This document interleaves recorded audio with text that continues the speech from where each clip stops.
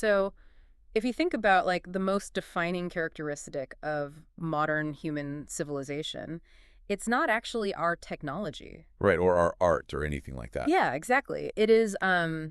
It's our ability to execute these massive, incredibly complex projects. Oh, absolutely. You lay out a Gantt chart, you draw up a critical path, you secure this massive influx of capital, and then a project manager just points to a date on the calendar and says, that is when the bridge will open. Yeah, or that's the exact day the power plant comes online. Right. And it's just this incredible illusion of absolute control over the physical world.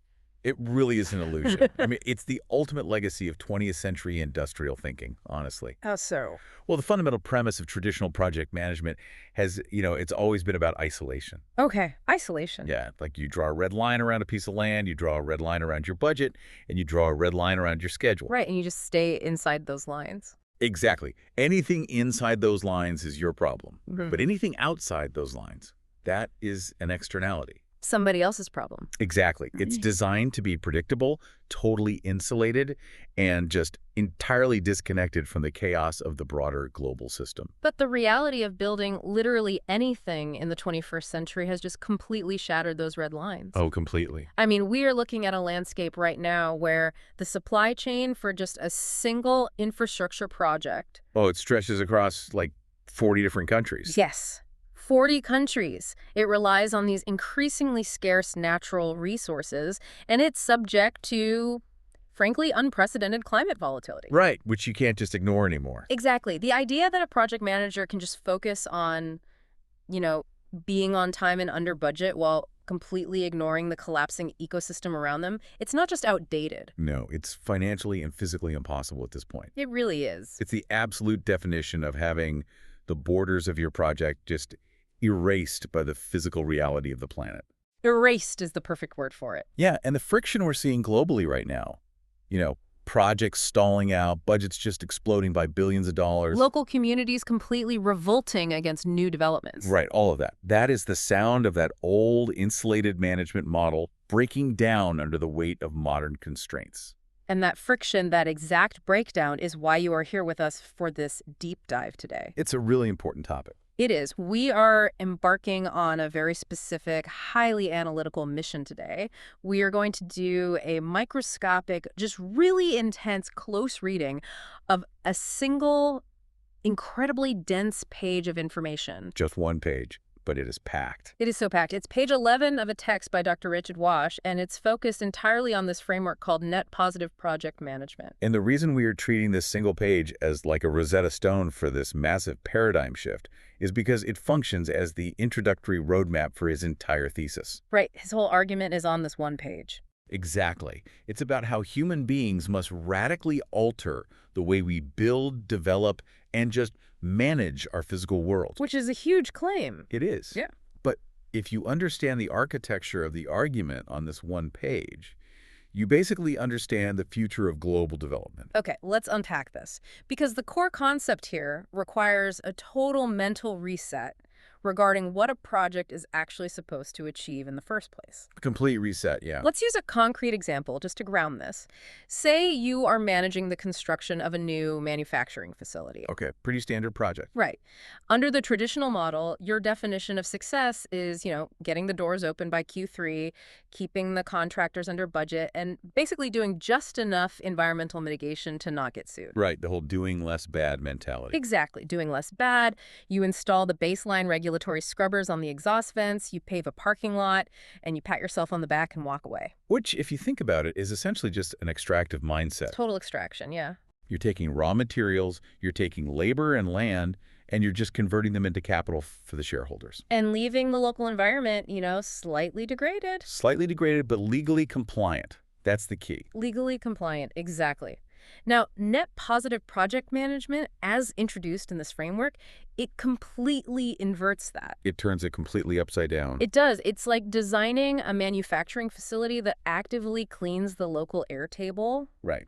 A facility where the HVAC system actually functions as a carbon capture unit. Or where the wastewater treatment process returns water to the local aquifer that's actually cleaner than when it was extracted. Cleaner than when they took it out. Exactly. And where the supply chain revitalizes the surrounding community's economy rather than just, extracting cheap labor. It's a massive shift. It's huge. It's moving from doing less bad to engineering actual measurable regenerative good right into the DNA of the project. And what's really fascinating here is that Dr. Ouache is not presenting this as some kind of corporate philanthropy. Right. It's not a charity project. No, or like a glossy public relations exercise. Yeah.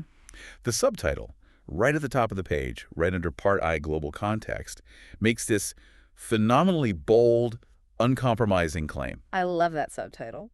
It argues that understanding global megatrends makes this shift to net positive project management not only essential, But unavoidable. unavoidable, exactly. That word unavoidable, that is the hook for everything we are going to talk about today. It really sets the stakes. It does. He isn't saying, hey, this is a nice moral choice you should make if you have the budget. Right. He is arguing that the actual physics of the planet and the mechanics of the global economy are going to force this upon us, whether we like it or not. It's a really bold assertion of causality.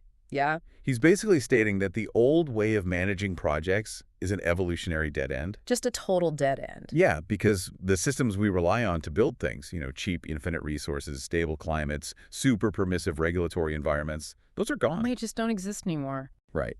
Therefore, a methodology based on those assumptions simply cannot survive. So to understand the mechanics of why this is unavoidable, we have to look at the visual world Dr. Ouache paints at the very top of the page. The header image. The header image, yeah. It's highly detailed, and honestly, it's doing a lot of heavy lifting to establish the baseline reality of this whole framework. It really sets the scene. We are looking at this sprawling, futuristic green city. You have these towering skyscrapers, but they are intrinsically woven into the natural landscape. Lots of green spaces integrated right into the architecture. Yeah, exactly. And there's a high-speed rail line just integrated incredibly smoothly into the urban core. And the massive arrays of solar infrastructure. Solar panels everywhere, wind turbines nestled into the mountains in the background, and all of this is set under this massive translucent globe that's overlaid with digital network lines. And if we connect this to the bigger picture, this isn't just a utopian architectural render. It's not just pretty art. No, it's visually answering the promise of the subtitle. When the text talks about finding opportunities amidst global challenges, that image provides the literal blueprint of that opportunity. Right. It represents the ultimate logistical goal of the net positive framework, which is human infrastructure, renewable energy, and biological systems, all functioning as a single integrated network. Okay, I have to stop you there and push back a little bit. Sure, go for it.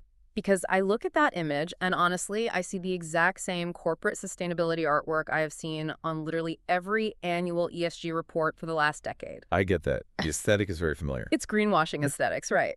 You've got a thermometer, a little leaf, a recycling symbol, a water drop, and then a little upward trending graph floating over the globe. The standard icon. The standard icons. So if I'm a hard-nosed project manager and I'm tasked with building, say, a $500 million desalination plant on a super tight timeline, Right. how is this literal poster for Earth Day supposed to change the way I manage my supply chains and contractors? Well, that skepticism is entirely warranted. And honestly, it hits on the exact friction that this document is trying to address. Okay. Traditionally, those elements, the leaf, the water drop, the climate thermometer, they were completely sequestered from project management. Right, they're someone else's department. Exactly. They belong to the environmental compliance officer. The project manager's job was the spreadsheet, and the compliance officer's job was the leaf. Stay in your lane. Exactly. But by overlaying those specific global metrics directly onto the physical infrastructure of a city in this image, the author is aggressively redefining the boundaries of a project. Okay, redefining the boundary in what way, practically speaking? Like for my desalination plant. By completely expanding the definition of failure. Expanding the definition of failure. I like that. Let's take your desalination plant. Yeah. Under traditional management, if you deliver that plant on time and on budget, you get a huge bonus, and the project is hailed as a massive success. Right. We cut the ribbon. Everyone's happy. But suppose the brine byproduct from that plant fundamentally alters the salinity of the local coastal ecosystem. Oh, okay. And as a result, It completely wipes out a fishery that the entire local economy depends on. Well, in the old model, the project was still a success. The fishery collapsing, that's just a separate political or economic issue? Precisely. It was an externality. Right. But under the net positive framework, the boundary of your project actually includes that coastal ecosystem. It includes that local economy. Because they're physically connected. Exactly. Those icons hovering over the city and the image representing biodiversity, resources, shared prosperity, those are the new non-negotiable metrics of success. Wow. If your desalination plant destroys the fishery, the project is a catastrophic failure. It doesn't matter what the initial budget spreadsheet says. Because you didn't actually create net positive value. Right. You just transferred a massive unmitigated cost onto the surrounding environment and you called it a profit. Exactly. And the thing is, that cost will eventually boomerang back to the project anyway. In what way? In the form of litigation, or regulatory shutdowns, or local community blockades. Right. The community isn't just going to let their fishery die quietly. No, they won't. So the imagery is arguing that the macro-level health of the globe and the micro-level execution of a city project are mechanically linked. You literally cannot manage one without managing the other. But this shift in how we measure success, it isn't happening because project managers suddenly had this collective moral awakening, right? No, definitely not. It's happening out of absolute terrifying necessity. Survival, really. Yeah. And to understand that urgency, let's move down the page to the section titled, Why This Part Matters. This is a crucial section. It opens with a 4-word sentence that honestly stopped me in my tracks when I first read it. Yeah. It says, projects shape our world. It's so simple, but it is a profound distillation of human agency. It really is. I mean, think about the implications of those 4 words. Every physical reality you interact with today. The structural integrity of the road outside your house. Yes. The energy efficiency of the server farm that's powering the software you use. The resilience of the supply chains delivering your groceries. Exactly. Every single piece of that human-made environment began as a managed project. Which makes project managers the literal architects of our future reality. They really are. They're the ones operationalizing human ambition into a physical form. And if they are using broken, extractive methodologies to shape that world. Then the world itself becomes structurally broken and inherently extractive. Exactly. It scales up the dysfunction. Which brings us to the specific catalyst for this paradigm shift. The text doesn't just, wave its hands at general bad things happening in the world. No, it's very specific. It explicitly lists 4 constraints that are actively breaking the old system right now. It states, quote, in a time of climate urgency, biodiversity loss, resource constraints, and rapid urbanization. And then it drops the hammer. Yeah, it drops the hammer. It says, traditional approaches are no longer enough. And that phrase, no longer enough, that is a very polite way of saying the old methodologies are actively dangerous liabilities. It's a nice academic way of saying it's broken. Right. We are basically attempting to solve 21st century survival problems with 20th century management tools. Let's talk about the mechanics of why those tools fail, specifically regarding resource constraints and rapid urbanization. Okay, let's look at that intersection. If I'm using a traditional management mindset to build a massive new housing subdivision, my primary directive is just to source the cheapest materials as quickly as possible, right? Right, optimize for cost and speed. But what happens when, say, the global sand shortage means the specific grade of sand I need for concrete is either completely unavailable or it has quintupled in price? Well, the traditional project management framework just freezes. It breaks. It has no mechanism to handle a fundamental breakdown of the material world. It completely relies on the assumption of infinite cheap inputs. So when the inputs become finite and highly contested, the traditional schedule and budget simply explode. You can't execute. And that is exactly where the net positive approach has to step in. A net positive manager looks at that exact same housing subdivision, acknowledges the sand shortage and maybe water scarcity, and asks a fundamentally different question. Not how do we build this as cheaply as possible. Exactly. They ask, how do we engineer this subdivision to use recycled, localized materials? Right. How do we generate our own microgrid power? How do we integrate water recapture systems so we just aren't dependent on these fragile external supply chains in the first place? Which perfectly operationalizes the triad of value that concludes this section of the page. Oh, right, the triad. The text states that net positive management is the imperative for creating long-term value for people, the planet, and prosperity. The classic 3 Ps, people, planet prosperity. Yes, but positioned here not as an afterthought. Or like a marketing slogan at the end of a report. Exactly. They are positioned as the structural, load-bearing pillars of the project itself. I see. Think about it mechanically. If you ignore the planet, you literally run out of resources to build your project. Like the sand. Like the sand. Yeah. If you ignore people, you lose your social license to operate, and the community shuts you down. Right. And if you ignore prosperity, the project goes bankrupt anyway. So it's not just a nice idea. No, the triad is a core engineering requirement, not a moral suggestion. So what does this all mean for the person actually running the project on the ground? How do you take these massive, highly volatile global pressures and actually translate them into a framework that a management team can navigate day to day? That is the big challenge. Dr. Ouache breaks this down into 8 specific trackable forces in the footer banner of the page. It's titled The Global Megatrends Driving Change. And this is where the theoretical necessity becomes highly operational. Let's get into it. The inclusion and the categorization of these 8 specific megatrends, it is a deliberate argument about the new risk matrix every single project is going to face. Let's start with the environmental drivers. The document categorizes climate change, biodiversity loss, and resource scarcity as the first 3 megatrends. The big 3. Now, obviously, we all know these are existential planetary crises, but we need to look at how they function mechanically within this text. And this is a crucial distinction to make.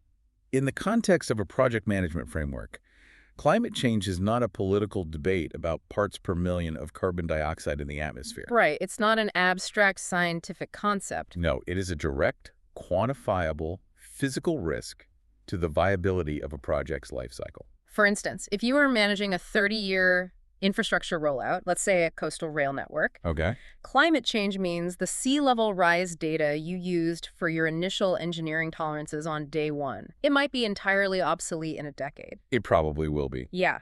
It means extreme heat domes might make it physically impossible for your labor force to pour concrete or lay track for, like, 3 months out of the year. Which completely destroys traditional risk models. It totally destroys them. The schedule is garbage at that point. And look at biodiversity loss. Historically, a project manager might view clearing a wetland as a really simple line item. Just a cost for bulldozers and a permit fee. Exactly. But wetlands provide massive free ecosystem services. Right. They absorb floodwaters, they filter runoff. If your project destroys that biodiversity, you have just eliminated a natural risk mitigation system. That you were getting for free. For free, and the cost of building artificial flood barriers and massive water treatment facilities to replace what that wetland was doing, that now has to be absorbed by your project budget. You are internalizing the externality. Exactly. You're paying for it now. And then resource scarcity. This is perhaps the most immediate, brutal constraint of all. Definitely. We briefly mentioned sand, but look at copper, lithium, or even just arable land. The literal physical building blocks required to execute complex projects are becoming prohibitively expensive. Or geopolitically restricted. Right. If your project design relies on materials that will be caught in a supply chain war in 5 years, your project is structurally doomed from day 1. You can't finish it. Now, combine those 3 environmental drivers with the human drivers that are placed right next to them in the framework. That would be population growth and urbanization. This is where the tension becomes almost unbearable for a planner. It really does. I actually read an analysis of global demographic shifts recently that perfectly illustrates the sheer terror of combining these megatrends. Oh, yeah. What did it say? When you look at population growth intersecting with this mass migration into cities, the global construction industry basically has to build the equivalent of a brand new New York City every single month. Wow. For the next 40 years, just to keep up with basic human housing and infrastructure demand. New York City. Every month. Mm-hmm. It is a logistical undertaking without precedent in human history. But here's the friction that makes this entire framework unavoidable. You have to build that new New York City every 30 days. But you have to do it while actively slamming into the reality of the 3 icons we just discussed. Right. You have to build it during unprecedented climate volatility, amidst collapsing biodiversity, and using drastically fewer virgin resources. You basically have to build more infrastructure than humanity has ever conceived of, but you have to do it using a fraction of the carbon, water, and raw materials you used in the 20th century. It's mind-boggling. The math of traditional project management, which just assumes cheap inputs and ignores externalities. It simply cannot solve that equation. No, it breaks. The model breaks. It totally shatters, which is why the final three megatrends on this page are systemic and economic. Right, the financial side. We have the investment gap, technological disruption, and geopolitical and social shifts. I want to focus really heavily on the investment gap for a second. Okay, let's do it. In the document, it's represented by this downward trend icon. And for any project manager, an investment gap is the ultimate failure state. Because it means the funding has dried up. Exactly. It implies a severe lack of necessary capital. But in this specific context, it represents a massive structural failure in how global capital is allocated. Interesting. Trillions of dollars exist in the global economy. Right, there's no shortage of money overall. No shortage of money. But there is a massive shortfall in capital being directed toward sustainable, regenerative transitions. Why is that? Because the legacy financial institutions are still using 20th century risk metrics to evaluate 21st century projects. Okay, let's play this out so I can visualize it. Imagine I am pitching a massive new shipping port to a private equity firm. Okay, good example. The traditional pitch says, we will build it fast, we'll use cheap diesel infrastructure, we're going to dredge the harbor indiscriminately, and we guarantee a 12% return in 5 years. Sounds very appealing to a traditional investor. Right. Now the net positive pitch comes in and says, we are going to take longer to build, we are going to use zero-emission cranes, we are going to restore the local oyster beds to act as a natural storm surge barrier, and our return is only 8% over 10 years. But with massively reduced risk of a regulatory shutdown or climate damage from a hurricane. Historically, the private equity firm funds that first pitch every single time. Because it's faster. Faster, higher yield, and all the long-term environmental risks. Those are just dumped on the taxpayer. Right. The investment gap exists because the capital markets have not fully priced in the reality of the environmental and human megatrends yet. They're lagging behind the physical reality. Exactly. However, that is rapidly changing as climate disasters start literally wiping out physical assets. Right. When the port floods, suddenly that 12% return doesn't exist. Exactly. So this framework is essentially a tool to help project managers bridge that gap. Ah, I see. It's meant to translate net positive engineering into a viable, de-risked business proposition that can actually secure funding from these evolving capital markets. And you have to do all of this while navigating technological disruption, meaning, the AI tools or the material sciences you plan to use today might be completely obsolete by the time you actually break ground. Which is terrifying. And geopolitical shifts, meaning a random trade war, could instantly cut off your access to critical components. Right. When you stack these 8 massive megatrends together, the complexity is staggering. Honestly, it's enough to make a project manager want to abandon the profession entirely. It is paralyzing. It really is. And Dr. Ouache, he understands the psychological weight of this realization. He knows he's stressing people out. He does. He's laid out the terrifying reality of the situation, but he immediately pivots to a highly structured lifeline on the page. Right. He designs this specific cognitive progression to help the reader navigate the chaos. Let's examine the central box on the page titled Learning Objectives. This section is fascinating because it's essentially a masterclass in how to engineer a paradigm shift in someone's brain. It's very intentional. He lays out 5 sequential objectives. Let's look at the progression of the verbs he uses because that's key. Okay. Objective 1 is to understand the most critical global sustainability megatrends. That's the baseline. Right. You have to understand the 8 forces we just discussed. But then objective 2 is to explain the limitations of conventional project management. Notice the deliberate shift there from passive absorption to active deconstruction. From understand to explain. Yes, you go from simply understanding a fact to being forced to explain exactly why the old system is broken. Right. You cannot adopt a net positive framework until you can clearly articulate the mechanical failure of the traditional framework. You literally have to unlearn the old way first. That makes total sense. Then we hit objective 3. Articulate the business and societal case for net positive outcomes. This is a big one. Okay, I am going to throw a massive wrench into this right here. Why does a framework dedicated to saving the planet and human civilization explicitly demand that we articulate a business case?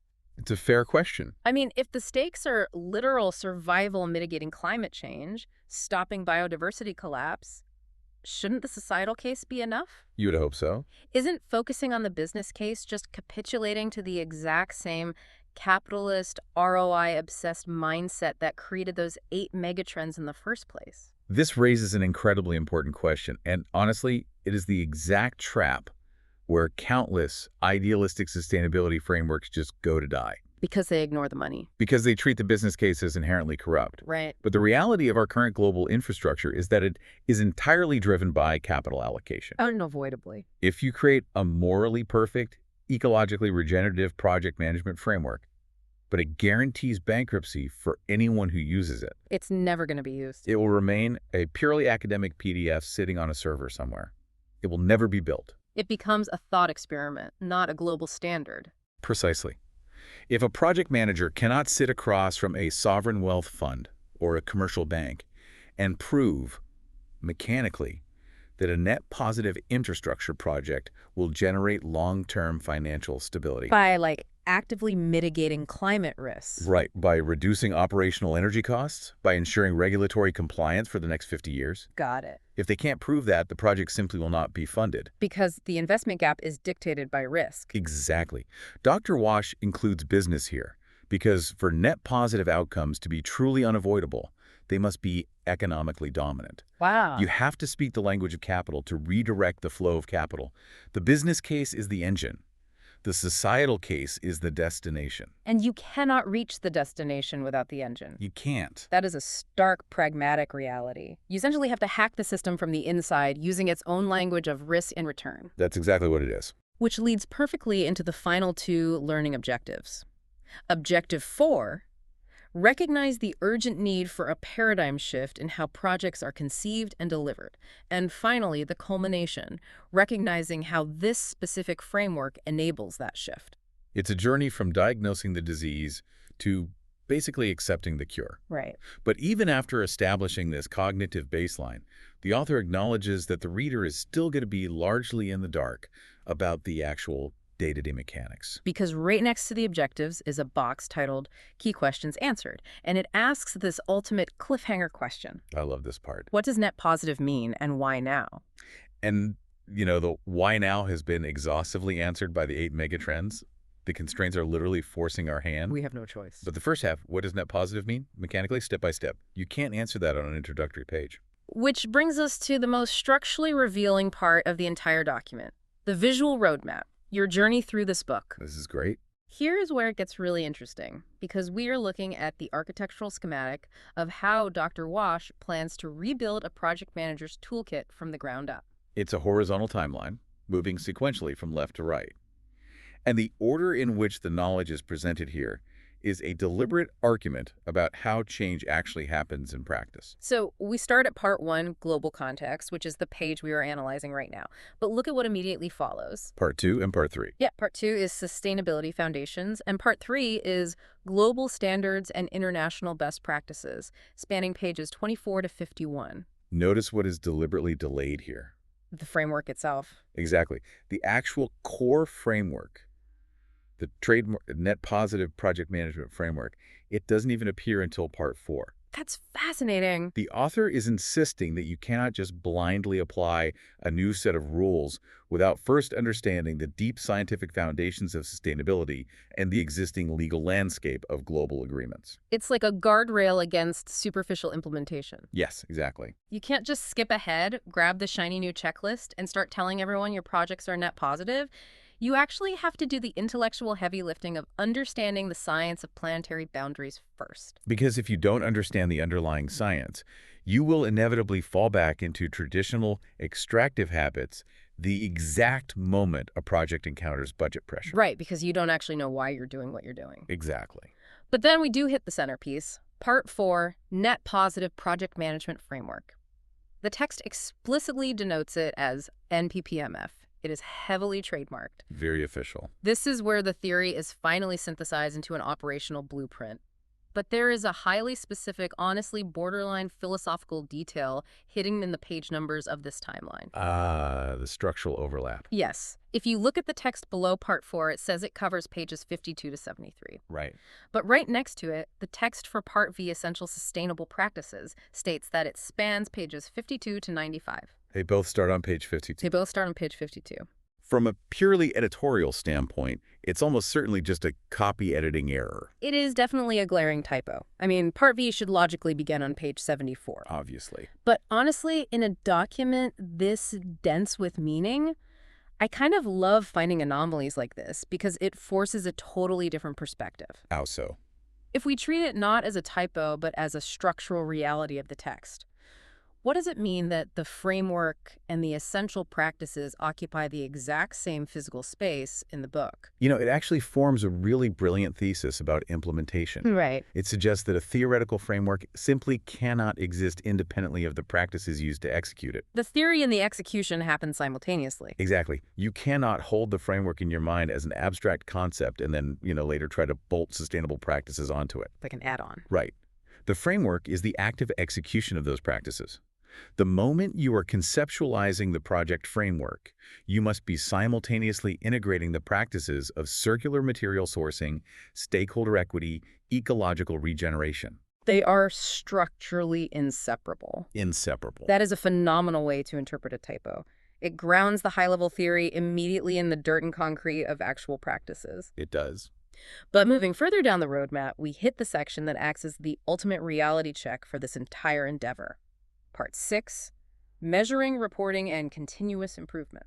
This is the section that prevents net positive from becoming just another empty corporate buzzword. Because you have to prove it. Exactly. The claim that a massive infrastructure project is actively regenerating the planet, that is an extraordinary claim. Massive. And extraordinary claims require rigorous empirical evidence.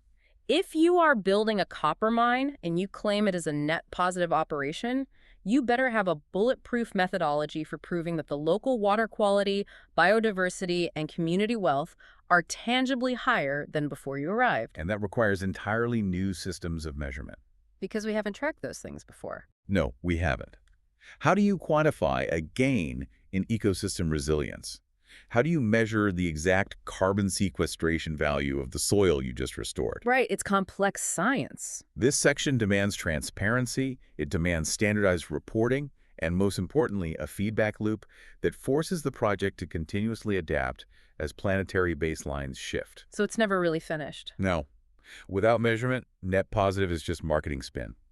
The roadmap finally concludes with a simple forward-pointing arrow. Closing. The future and final conclusions. It pushes the reader off the page and out into the physical world. It's a call to action. It is. But before we leave this page ourselves, we have to address the footer. It's a stark banner at the very bottom, and it leaves the reader with a 3-part manifesto. It really functions as the anchor for everything we've analyzed today. It reads, "The challenges are global. The solution is collective. The time is now." It perfectly distills the mechanical reality of the page. The challenges are global, points directly back to the supply chain fragility, the climate volatility, and the resource constraints. These forces do not respect the artificial red lines a project manager draws around a construction site. And the solution is collective is a direct rebuke of the isolated hero manager myth. Exactly. One brilliant project manager building one perfect green building does not change the megatrends. Not at all. It requires the entire global supply chain, the financial sector, and the engineering community to adopt a shared, interoperable framework. And the final phrase, "the time is now," answers the fundamental urgency. It's not about waiting for better technology or, a more favorable political climate. We don't have time to wait. We don't. The investment gap is widening today. The resources are depleting today. The traditional approach has already failed. It brings us right back to the very first bold claim on the page. This shift is unavoidable. Unavoidable. So as we wrap up this incredibly deep dive into the foundational logic of Dr. Ouache's text, I want to leave you with a final thought to mull over. It's a big one. We've established the mechanics of why the old system breaks under modern constraints, and how a net positive framework attempts to re-engineer the boundaries and objectives of a project. Right. But if we accept the premise that traditional approaches are no longer enough, and if a framework of net positive management is truly an economic and physical imperative, what happens next? What is the ultimate fate of the projects, and more importantly, the project managers, who simply refuse to unlearn the old ways? That is the defining question for the next decade of global development, honestly. Will the traditional extractive way of building things simply become a low-margin race to the bottom? Or will it very quickly be classified by global capital markets and regulatory bodies, not just as outdated, but as an active, uninsurable liability? Uninsurable is the terrifying word there. If you aren't engineering a net positive outcome into your supply chains and local ecosystems, are you simply building the architecture of the next systemic crisis? It's something that fundamentally shifts your perspective. It really does. Whether you are managing a multi-billion-dollar infrastructure rollout, developing a new global software platform, or simply organizing a major community initiative. It applies at every scale. I encourage you to look at the projects being built in your own city through this lens. Are they clinging to the illusion of the red line, just trying to limit the damage they do, or are they actively engineering a regenerative, net positive reality? It's a completely different way of seeing the world. It really is. Thank you for joining us on this deep dive today. Keep questioning the blueprints and keep unpacking the world around you.